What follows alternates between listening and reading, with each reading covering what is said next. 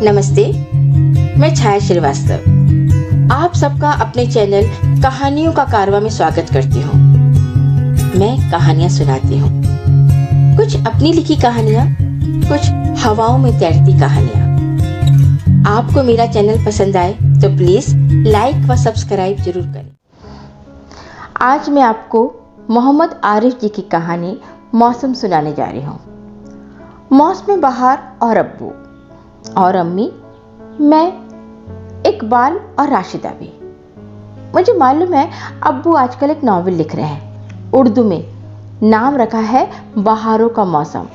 नाम कुछ अजीब लगता है, पर अब्बू का मामला है, कौन बोले। मुझे उर्दू कुछ खास आती नहीं, इकबाल को तो एकदम नहीं। इकबाल मेरा भाई है, पर राशिदा के मज़े हैं। उर्दू में माहिर और अब्बू की चीफ एडिटर। कभी नावल की कहानी बताती है तो लगता है अब्बू अपने बारे में लिख रहे हैं। राशिदा मेरी बहन है। अब्बू की इस फन का पता तो सिर्फ राशिदा को था। हम तो उन्हें एमएससी फिजिक्स ही मानकर चलते थे। साइंस और अफसाना गिरी को आमतौर पर एक साथ नहीं देखा जाता। जो भी हो, लिखना अब्बू ने हाल फिलहाल में शुरू किया होगा, नहीं तो अब्बू की दुलारी राशिदा ने पहले ही चुगली की होती। मैंने राशिदा से कहा कि अब्बू को अपनी नावल का नाम बदलकर दुश्वारियों का मौसम रखना चाहिए। अब्बू ने कहला भेजा कि उसे अदब की समझ नहीं है, खास तौर से उर्दू अदब की तो बिल्कुल नहीं। अपनी टाइटल अपने पास रखें। मैं और राशिदा खूब हंसे। हमारा घर बड़ा दोस्ताना है इस मामले में कि हम लोग हंसने का बहाना ढूंढ ही लेते हैं, और इस मामले में भी कि राशिदा और अम्मी जब सलवार सूट पहनकर कहीं शादी ब्याह में निकलती हैं तो छोटी बड़ी बहनें लगती हैं।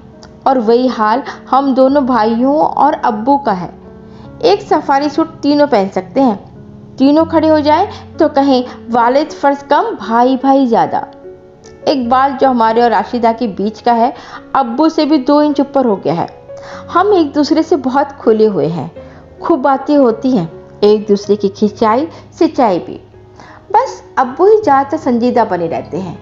अब्बू को हंसते हुए बहुत कम देखा है। अब्बू तो शायद अम्मी से भी छेड़छाड़ नहीं करते।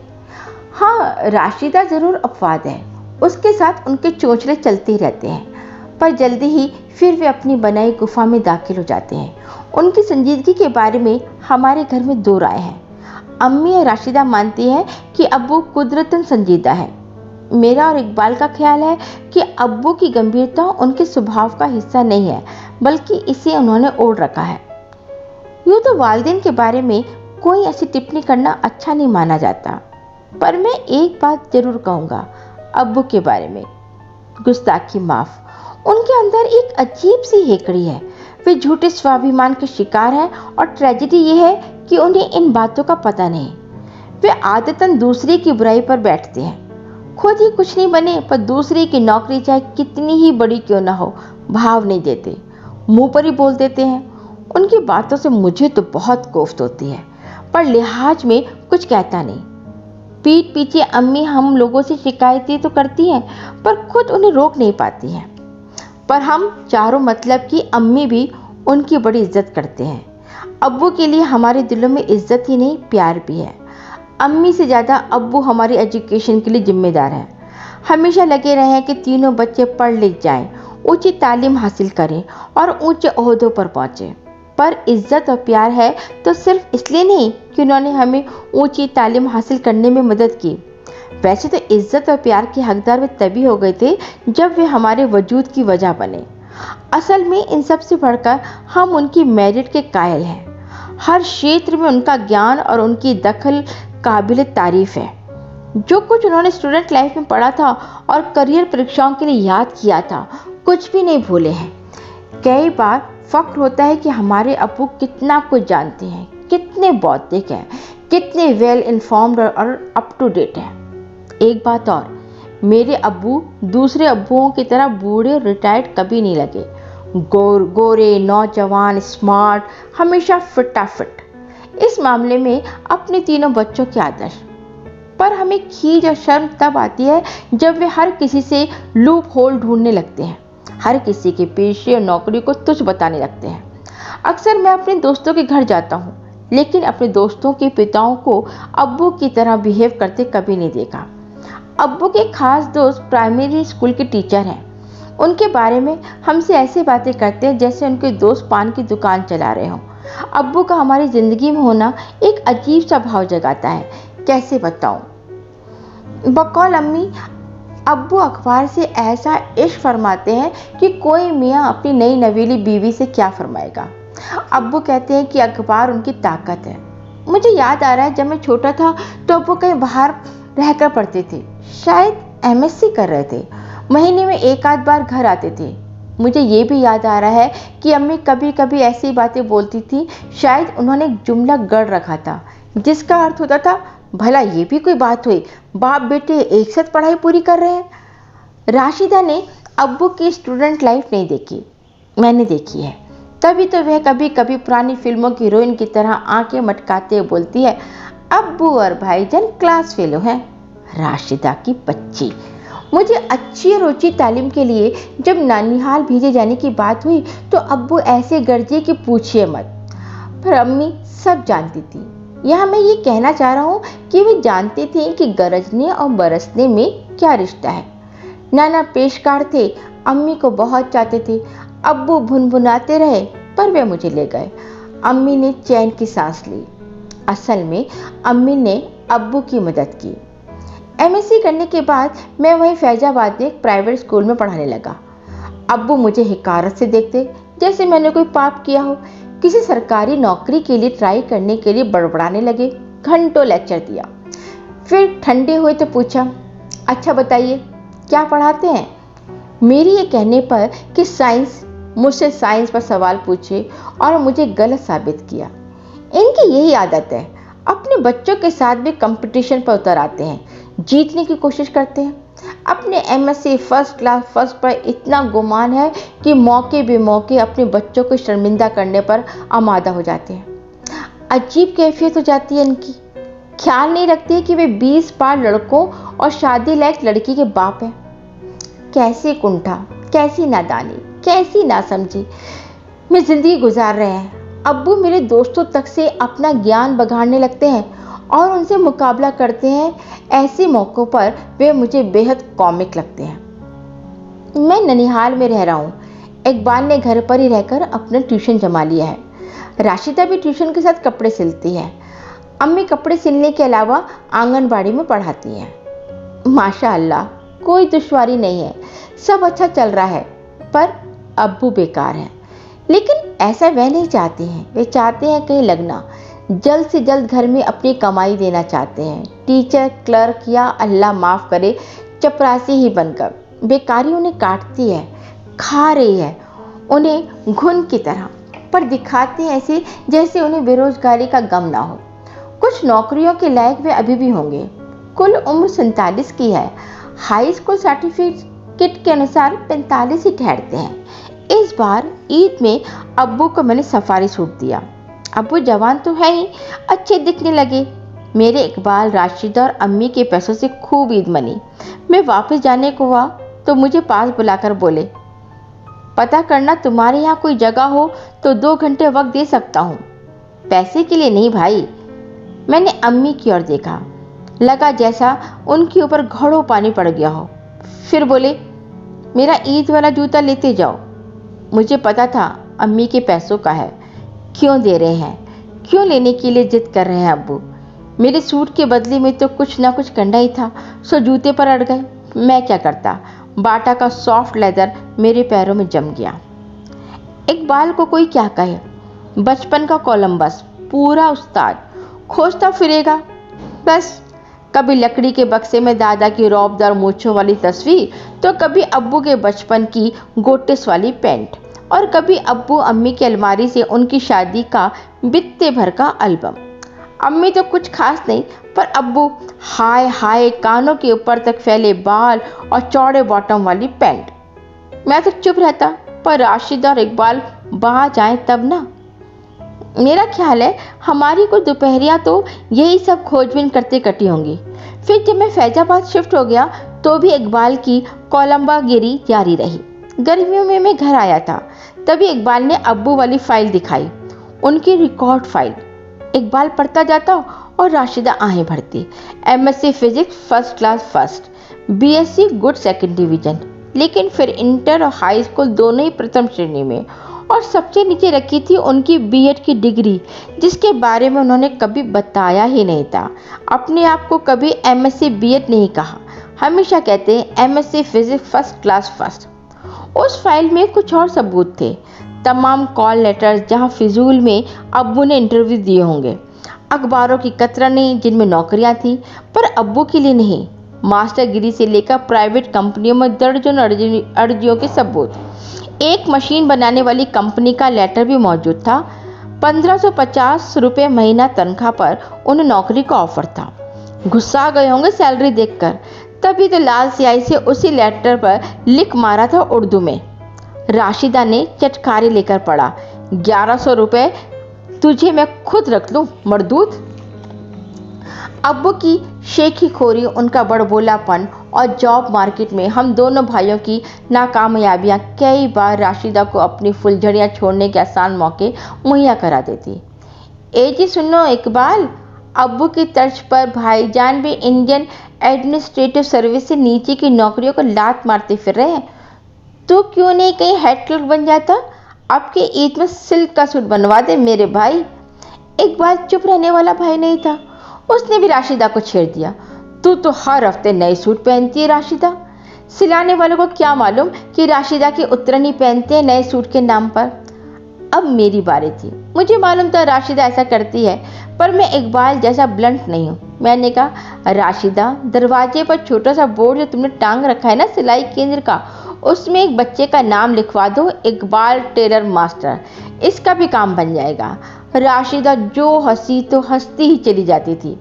फिर मैंने सोचा अच्छा मौका है, कोई डायलॉग वायलॉग हो जाए।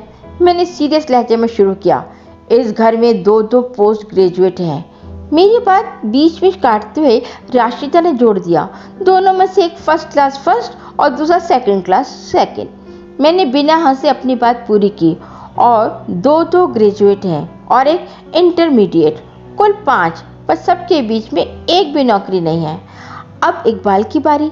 नहीं चूका मेरा छोटा भाई, बोला, सच कहूँगा तो भाईजान नाक भौं सिकोड़ लोगे। मैंने डांटा, बोल बे, भाईजान का इतना भाव कब से देने लग गया? और इकबाल बोल गया, सारा दोष हमारे आपके नाम में है बड़े भाई, 5 पढ़े लिखे लेकिन 5 बेकार। क्या ये महज इत्तेफाक है या फिर इसे बैड लक कहकर हवा में उड़ा दी? मैंने उसका कान पकड़ते हुए कहा, मुझे तो अपने नाम में कोई बुराई नजर नहीं आती, पर तू अपना नाम इकबाल सिंह कर ले, लग जाएगा कहीं काम से। अब राशिदा की बारी थी। मैं तो सोचती हूँ इकबाल सिंह, तुम बताना तुम्हारी क्या राय है, क्यों नहीं अब्बू अपनी नावल का नाम बदलकर बेरोजगारी का मौसम रख देते?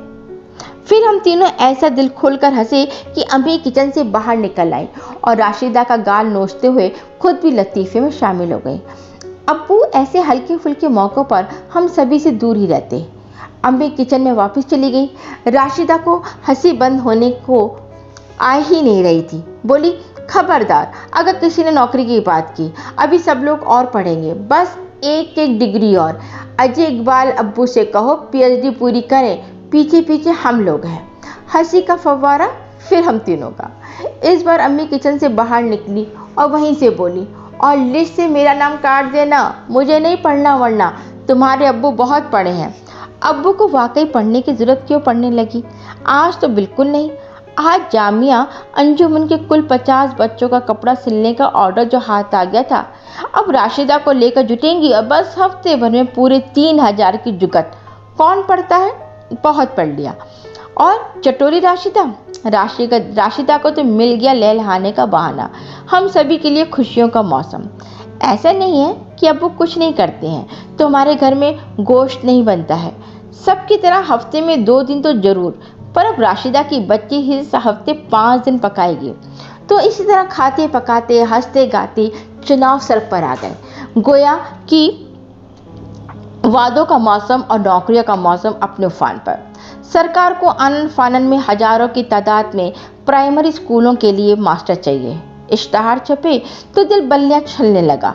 कुछ ज़्यादा पेंच नहीं था। दरिया दिली का आलम ये कि 21 से 45 वर्ष उम्र तक का कोई भी ग्रेजुएट मास्टर बन सकता है।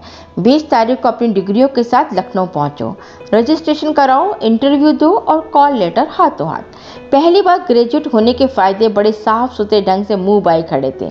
मैं उस मौसम में फैजाबाद था। मुझे इकबाल और राशिदा की फिक्र लगी। मैं खुद भी एक उम्मीदवार था। मैंने चुपके से अपने भाई इकबाल और बहन राशिदा के नाम खत डाल दिया।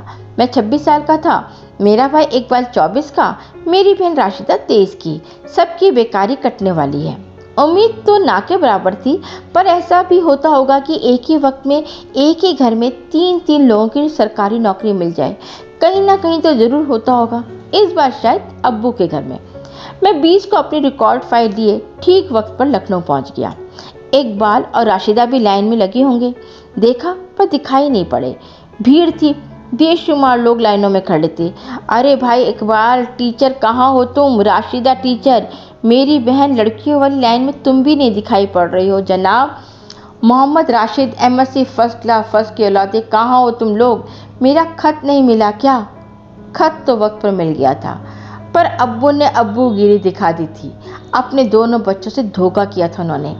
इकबाल और राशिदा को महक तक नहीं लगने दी थी। खुद चले आए थे इंटरव्यू देने। अब्बू मुझसे 3-4 कदम आगे ही उसी कतार में लगे थे। ईद वाला सफारी सूट पहने, हाथ में अपनी रिकॉर्ड फाइल लिए, एक एक कदम काउंटर की ओर खिसक रहे थे। उनको देखते ही मुझे लगा मेरे तलवों में छोटे छोटे छेद हो गए हैं। मेरे शरीर का सारा खून मेरे पैरों से सरक कर निकल रहा है। पर बात यहीं ख़त्म हो जाती तो बात ही क्या थी। कोई शक नहीं कि अब्बू लगे तो कतार में थे, पर मन कहीं भटक रहा था। शायद हम भाई बहनों के बारे में सोच रहे थे। फाइल पर पकड़ ढीली पड़ी और फर्स्ट क्लास फर्स्ट के कागजात सरक गए नीचे, लहराते हुए उड़ चले पीछे की ओर। अब्बू ने झपट्टा मारा, एक को धर दबोचा, एक मेरे आगे वाले नौजवान के सीने से जा चिपका। और ऊपर वाले, ये क्या कर दिया तूने? एक मेरे पैरों के पास फड़फड़ा रहा था। ओए मेरे बाप, ओए इधर मत आना प्लीज़, इधर नहीं, मैं पैसे सरका देता हूँ तुम्हारा पेपर। ये भी तो हो सकता है कि उनका कागज अपने पैरों से कहीं और सरका दूं या उठाकर हजम कर दूं। कुछ देर ढूंढेंगे, फिर खुद ब खुद लाइन से हट जाएंगे। पर अब्बू हैं बड़े चिपको, अब नहीं हटेंगे। लग गए हैं तो लगे ही रहेंगे। वे देख रहे थे पीछे मुड़कर। उनके कागजात जिनके पास हैं दे दे उन्हें। शायद मांगने या उठाने में उम्र और हेकड़ी आड़े आ रही थी। कल के लौंडों के साथ लाइन में लगिएगा तो यही होगा ना भाई। सामने वाला लड़का शरीफ था, उसने बढ़ा दिया। अब मैं क्या करूं? क्या चिल्ला पड़ूं कि जनाब राशिद साहब क्या करने आए हैं आप? इकबाल और राशिदा को क्यों नहीं भेजा? अब्बू ने पीछे को रुक किया। मर गए। उठाना चाहते अपना प्रमाण पत्र। अब वे आएंगे और मेरे पैरों पर झुककर उठा लेंगे उस सरकारी कागज को। लेकिन भैया जूता तो उन्हीं का है। मुझे पहचान गए तो? मैंने जल्दी से दोनों पैरों को एक दूसरे पर रखकर जूतों को गंदा कर दिया। अब पहचाने, वे झुक रहे हैं। अब ये भी होना था मेरा खुदा। मैंने अपनी गर्दन कतार में ठीक सामने खड़े नौजवान की पीठ में गड़ा दी। कहीं अब्बू मुझे देख ना लें, कहीं मैं अब्बू को ना देख लूं, कहीं हम दोनों एक दूसरे को ना देख लें, कहीं कोई और मुझे और अब्बू को एक ही कतार में लगा देख ना ले। जो मैंने देखा वह मैंने नहीं देखा।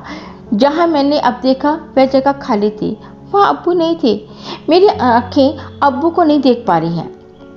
मेरे 2 कदम आगे एक खाली जगह थी, अब्बू की जगह खाली, जिसे वे मेरे साथ भरने आए थे। अपनी मैरिट को एक आखिरी मौका देने आए थे। मेरे इकबाल और राशिदा के मुकाबले में मेरे अब्बू खड़े थे। किसने खड़ा किया था उन्हें? बोलिए। मेरा खून गुनगुनाने लगा, फिर गर्म हो गया और फिर उबलने लगा। किसने खड़ा किया था उन्हें? किसने खड़ा किया था हम दोनों को एक ही कतार में साथ साथ? तो अब्बू को मैंने नहीं देखा तो बताना कैसा? किसी को भी नहीं, इकबाल और राशिदा को भी नहीं, अम्मी को तो कभी नहीं। मैं कतार से हट गया। फैजाबाद ऐसे में और कहा। मैंने टिकट खरीदा, मैं बस पर बैठा। हंसी मुझे तब तक नहीं आई जब तक कि बस चल नहीं पड़ी। अब मैं हंसने लगा था, खूब हंस रहा था, इतना कि बयान नहीं कर सकता। अब सुनिए कि मेरी बगल वाली सीट पर बैठे सज्जन ने क्या कहा। वे बोले, भाई आपको क्या हो गया है, रोते ही जा रहे हैं। मैंने जवाब दिया, भाई मैं रोने के लिए इस बस पर नहीं चढ़ा हूँ, वे मुझे घूर कर चुप हो गए।